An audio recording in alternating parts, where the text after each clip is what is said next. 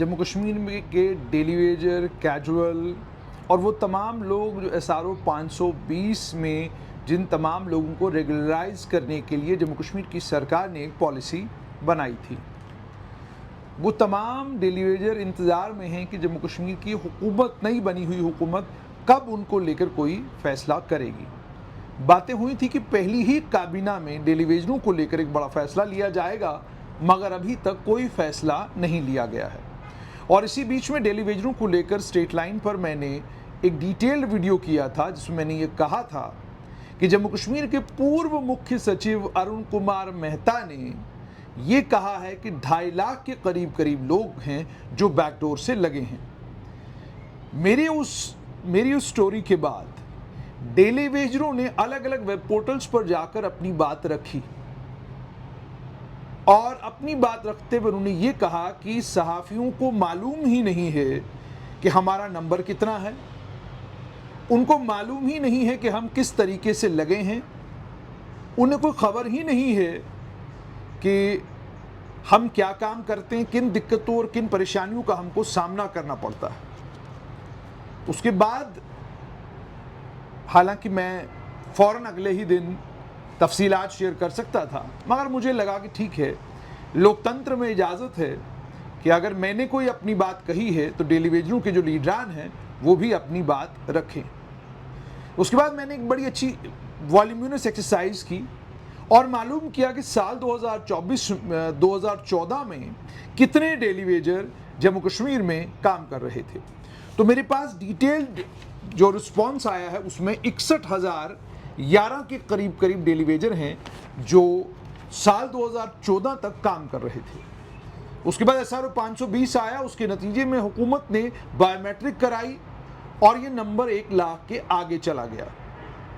1 लाख के आगे जाने के बाद रेगुलराइजेशन का सिलसिला शुरू हुआ और एम्पावर्ड कमेटी ने डेली वेजरों को, कैजुअल्स को रेगुलराइज करना भी शुरू किया।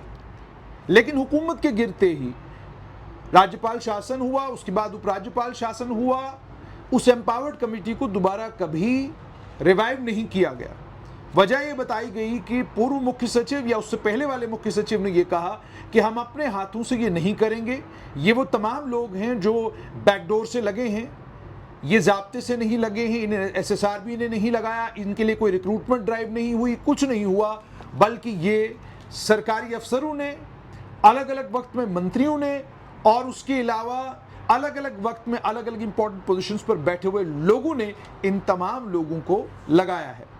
और ये सिर्फ और सिर्फ PHE तक महदूद नहीं है, लगभग 37 के करीब डिपार्टमेंट हैं, कॉलेजेस हैं, यूनिवर्सिटीज़ हैं जहां पर ये डेली वेजर, कैजुअल, उसके अलावा अलग अलग तरीकों से लगाए गए वो तमाम लोग जो SRO 520 में इस वक्त कवर्ड हैं, ये तमाम लोग इस वक्त काम कर रहे हैं। अब पहली बात तो ये कि इस बात का बुरा क्या लगना कि आप लोग जिस ज़ाब्ते से लगे हैं वो सही ज़ाब्ता नहीं है। आप में से कौन सा ऐसा डेली वेजर है जो ये क्लेम कर सकता है कि जनाब एक एडवर्टीजमेंट इशू हुई थी, उसके नतीजे में मैंने फॉर्म भरा था, फिर एक इम्तिहान हुआ था, उस इम्तिहान के बाद मेरी नौकरी लगी थी? कोई क्लेम नहीं कर सकता। दूसरा, ये आप में से कौन ये क्लेम कर सकता है कि आपने कोई कंपटीशन किया या आप in the order of merit जो है आप लोगों की सिलेक्शन हुई है? आप लोगों में से ये भी कोई क्लेम नहीं कर सकता। और तीसरी सबसे अहम बात ये कि आप जिन जिन विभागों में काम कर रहे हैं,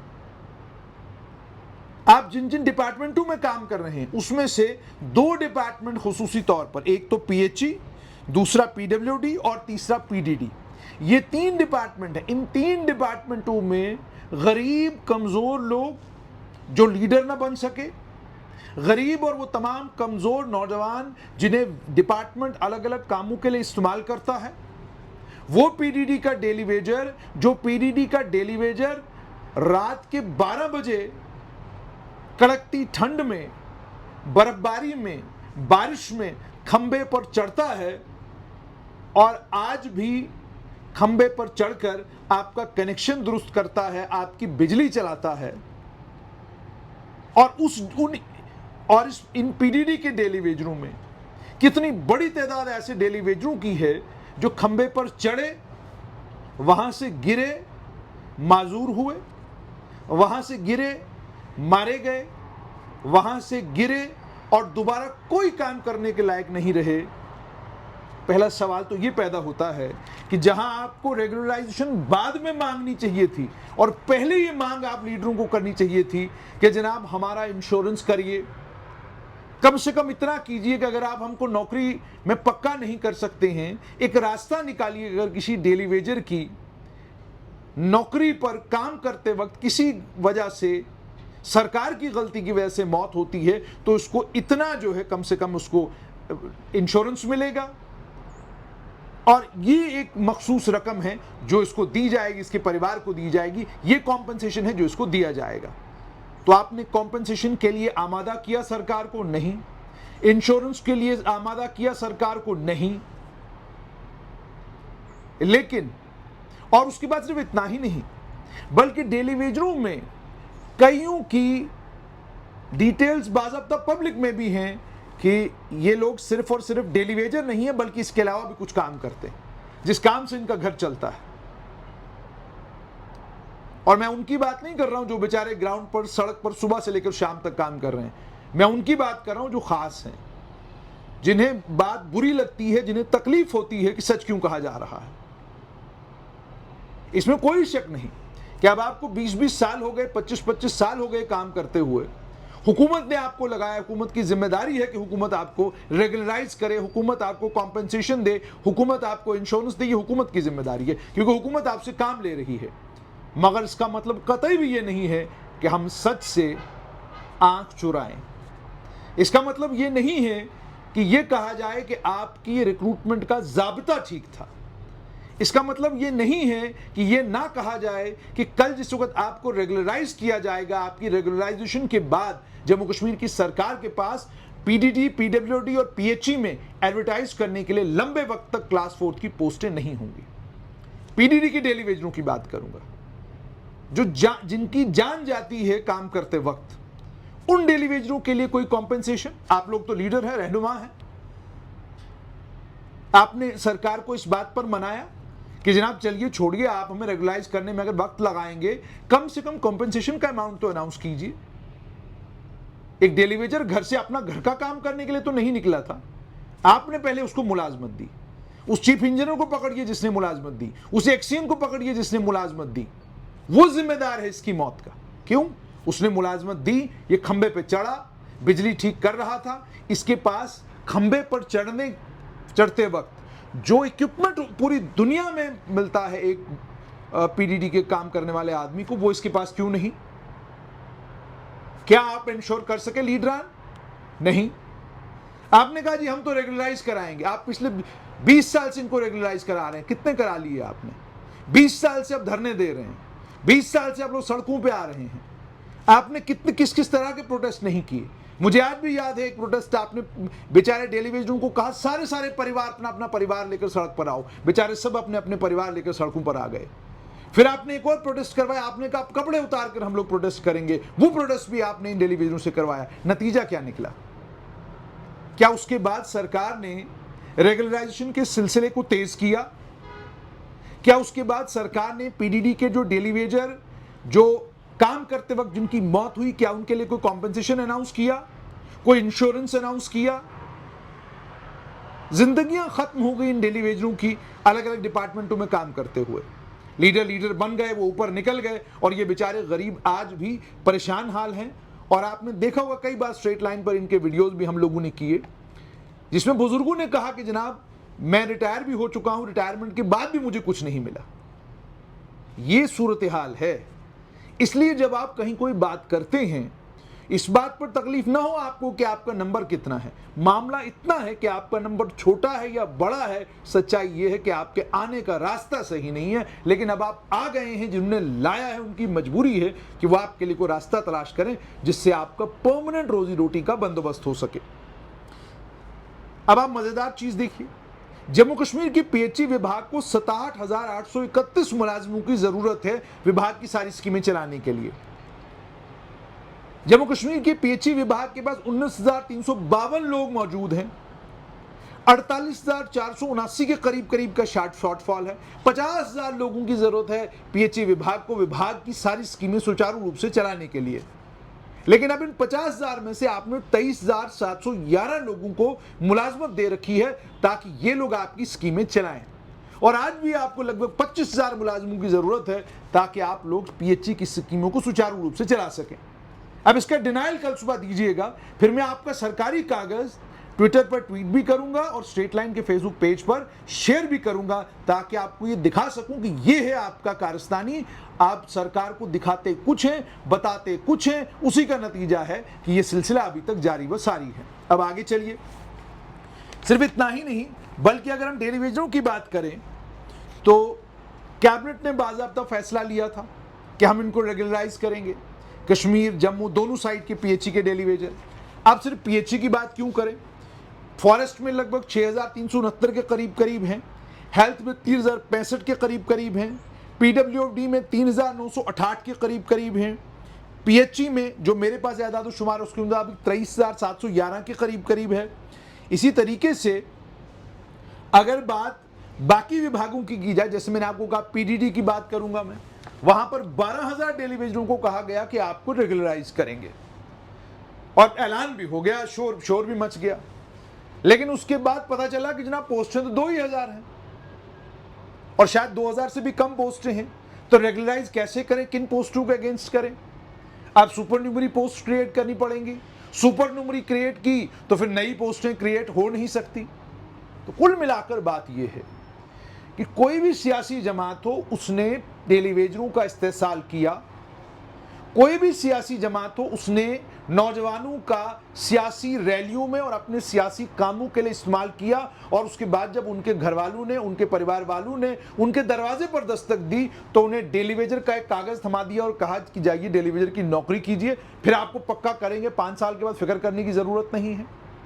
यही वो मोड ऑफ रिक्रूटमेंट है जिसके चलते आज जम्मू कश्मीर में अनएम्प्लॉयमेंट का इतना बड़ा बवाल है कि आपके सिस्टम में एक बड़ी तादाद उन लोगों की है जिन लोगों ने ना तो एसएसआरबी का रुख किया, ना पीएससी का रुख किया, ना किसी कमेटी ने उनको सिलेक्ट किया। वो आ गए, सिस्टम का हिस्सा बन गए, और अब सिस्टम का हिस्सा बनने के बाद जब नौकरियों के लिए जब रिक्रूटमेंट के लिए पोस्टें नहीं निकलती हैं तो आप लोग हुकूमत से कहते जनाब निकालिए। हुकूमत निकालेगी कहां से भाई? कई डिपार्टमेंटों में एक्सेस हो चुका है, एजुकेशन डिपार्टमेंट में एक्सेस हो चुका है कि अब आपके पास, अब आपको जरूरत नहीं है, लगा ही नहीं सकते, पोस्ट ही नहीं है आपके पास। आपने क्लर्कों की पोस्टें जो है वो आपने यूटिलाइज कर दी रहबर तालीम को रेगुलराइज करने के लिए।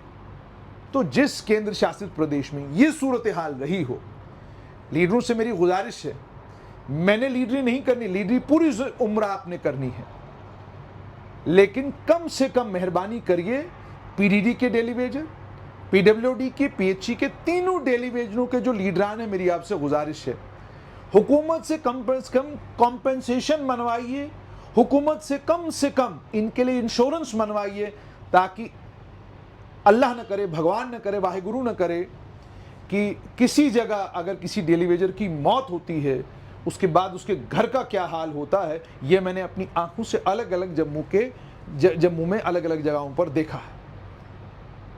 मैं जानता हूं डेली वेजरों के बच्चों का उसके बाद हाल क्या होता है। 10-15 दिन 20 दिन दुनिया जाती है, कहानियां सुनाती है, फिर उसके बाद दुनिया वो कहानी भूल जाती है। हमारे पास भी फिर वक्त नहीं होता कि हम दोबारा जाकर मालूम करें कि उनका हाल क्या है।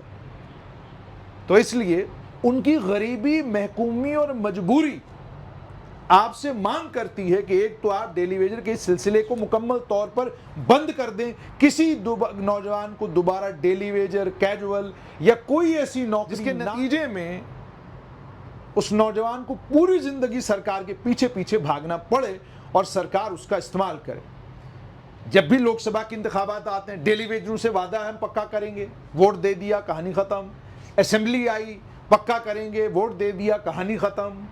तो ऐसा लगता है कोई डील हो जाती है कहीं ना कहीं कि जनाब आप वोट दे दो, वोट देने के बाद फिर देखेंगे कि हमने करना क्या है।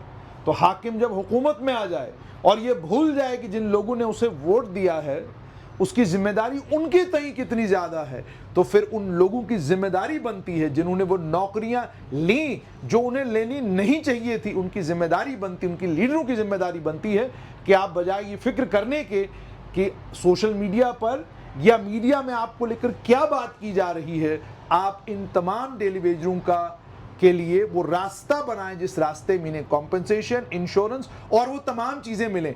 बाकी ये जो पक्का करने का आप बार बार दावा करते हैं, और आपने कहा जी कि हर बार यूं कहा जाता कि ना पक्के हो रहे हैं। एक सहाफ़ी का, एक जर्नलिस्ट का काम ये होता है कि खबर अगर कहीं है वो आप तक पहुंचानी, खबर होती है तो आप तक पहुंचती है।